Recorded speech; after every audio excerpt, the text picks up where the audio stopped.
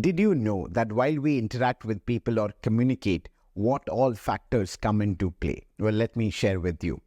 About 7% is what you say, the actual words that is being used. 38% is about the tone or the voice, and about 55% is about our body language. Let me throw some more trivia at you. Did you know that the fear of public speaking is called as glossophobia? By the way, about 75% of world's population is impacted with the fear of public speaking called as glossophobia. It is extremely prevalent, even prevalent than the fear of death in today's times. Well, it's going to be real fun to break some conventions and learn practices that will help you to present yourself in a much better way and to help you ace your public speaking skills. So welcome to the Unfold Learning Podcast, where we will unfold how do we really use our body language to communicate and how do we really leverage this as our superpower. It'll be a real fun to break some convention and learn some practices that will help you ace your presentation and public speaking skills. If you want to learn how to use your body to communicate, if you want to learn how to use your body language to project your confidence, and if you want to learn strategies to master presenting and public speaking, well, let me tell you, you're at the right place at the right time. And this is what we are going to unfold today at the Unfold Learning Podcast. This is your host, Kostav. Stay tuned and let's begin.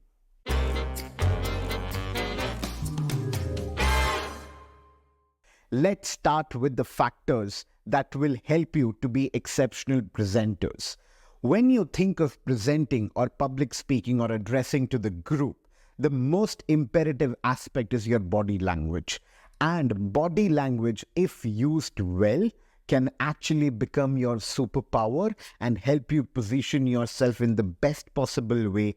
But if it is not used well, it can actually be a distractor and overpower the message that you are trying to convey while presenting or speaking to a group. You have the choice to make your body language as the superpower. How? By being mindful of these three things. Remember these three things. If you are able to abide by these three things, trust me, you will ace your presenting and public speaking skills. Now, what are these three things? Number one is posture.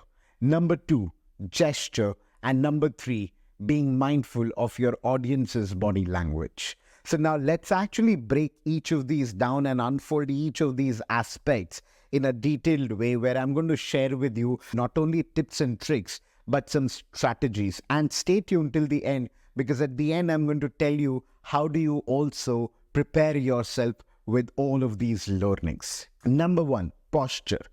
Communication begins even before we start talking.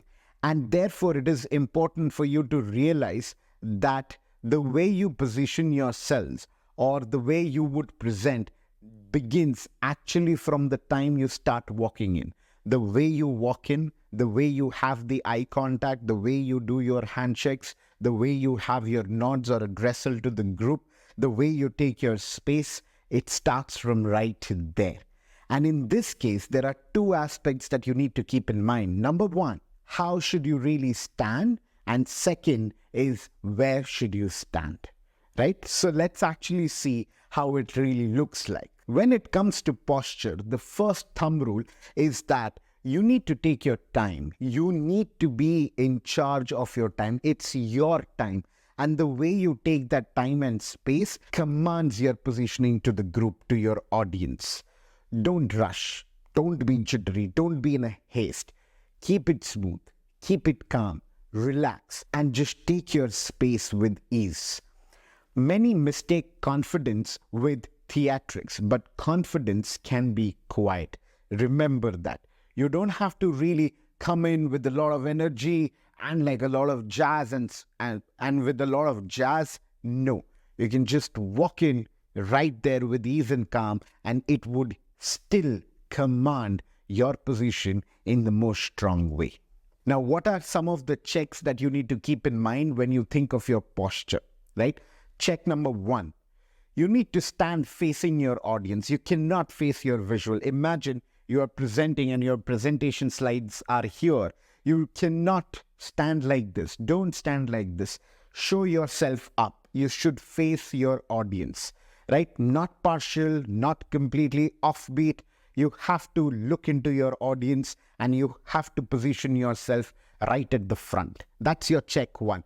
Check 2 is your arms should be on the side. Your arms should be here and your feet should be a bit apart, right? So for example, let's say if I move back, so you need to relax yourself. You need to not be stringent. You need to keep your feet apart, arms here.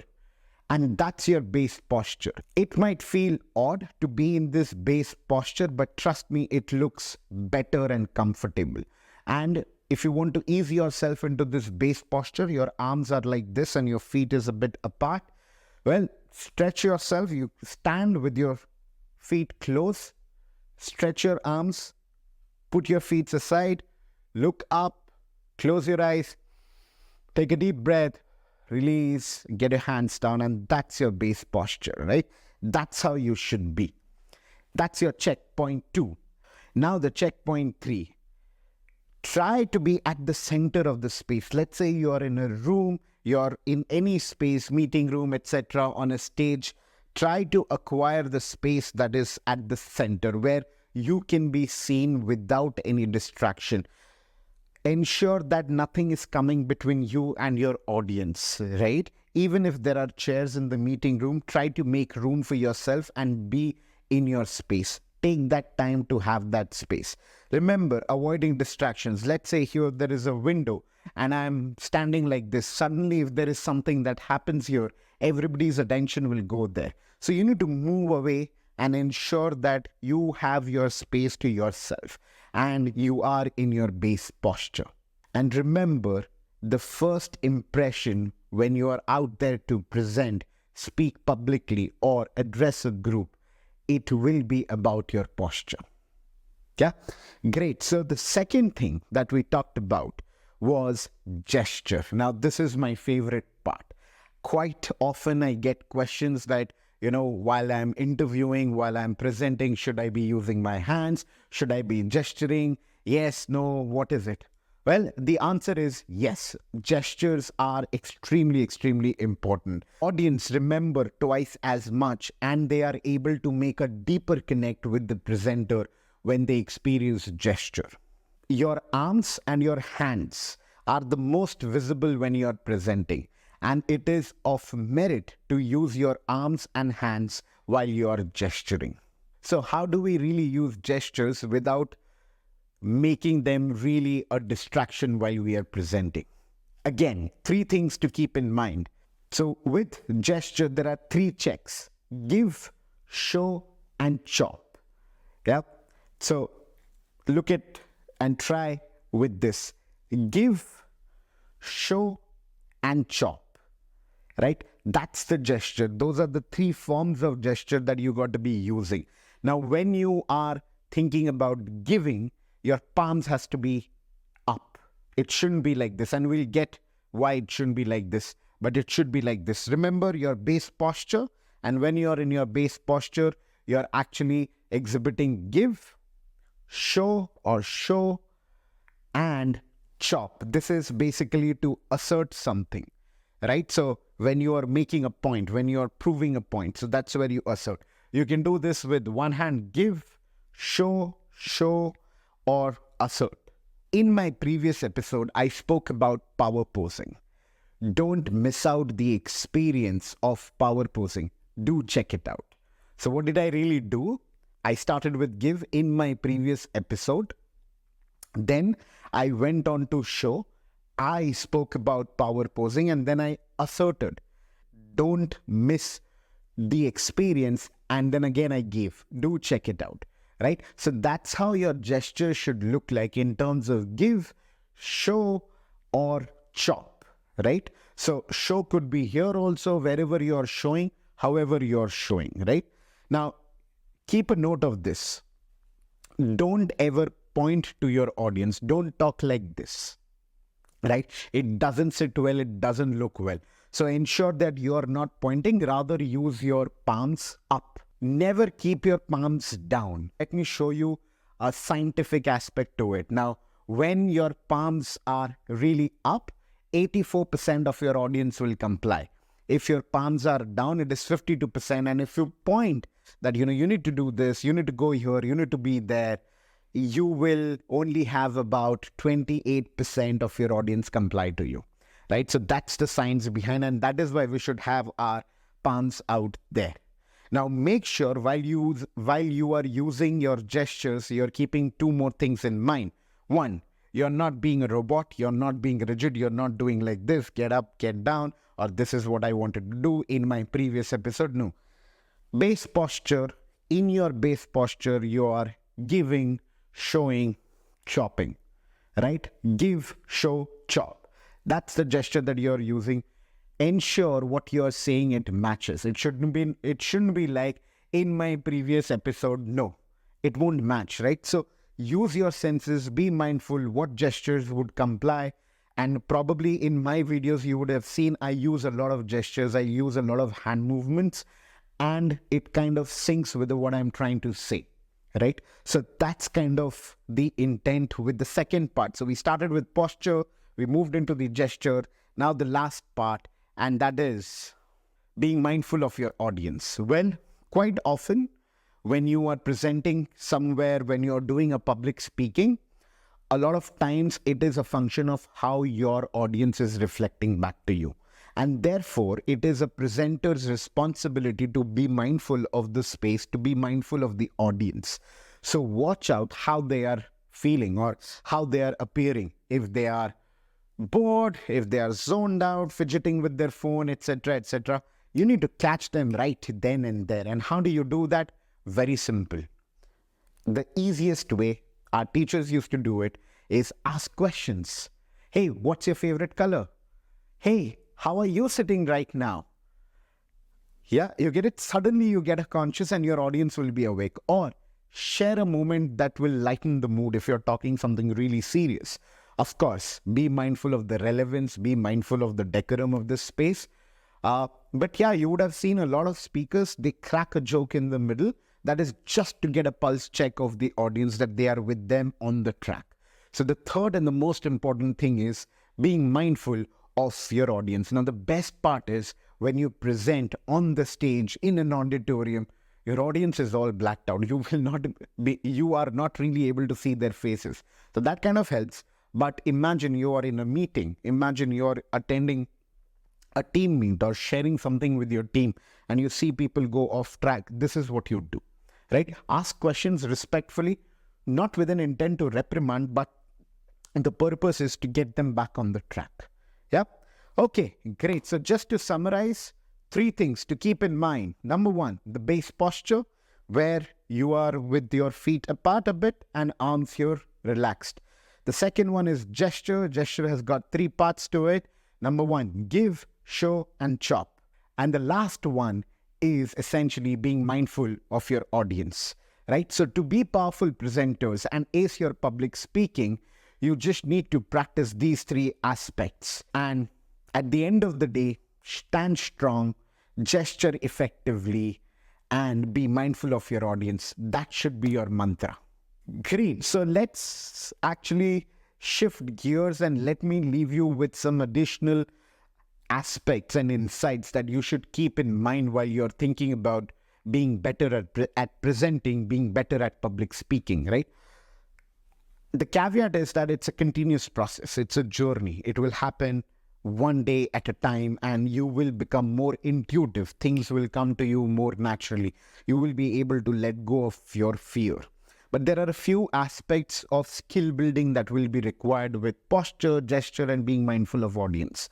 The number 1 part is the voice and your vocabulary. Let me give you a small example. Think through the small details in this report versus think through the nuances in the report. There is a difference, right? Your vocabulary and the choice of vocabulary will exhibit the command of your knowledge over a particular subject, right? And it is a very, very important aspect while you present yourself, while you are there out there positioning yourself, irrespective in an interview, in a team meeting, in a presentation, in a negotiation, etc., etc., etc., right? So vocabulary, if you have to learn it. That's where your effort will go. Now let's get to the voice. Use the same example. Think through the small details in the report, or think through the nuances in the report, versus think through the nuances in the report. There is a difference. Think through the nuances in the report versus saying think through the nuances of the report. There is a huge difference. Or let's say no versus no. No. No. Do you see the difference? The voice commands your positioning, right? You don't have to be really loud. You don't have to be jazzy and fancy and anything like that. But you need to keep your calm. And at the start, like I said, you need to position yourself. You need to take your time. You would have seen a lot of leaders, when they come into the space, they take their time. What they are actually doing, they are letting their body language speak for themselves. And the way they come in, they are there, right? You don't have to go huffing and puffing with your words, with your statements. No. Keep it calm. Keep it relaxed.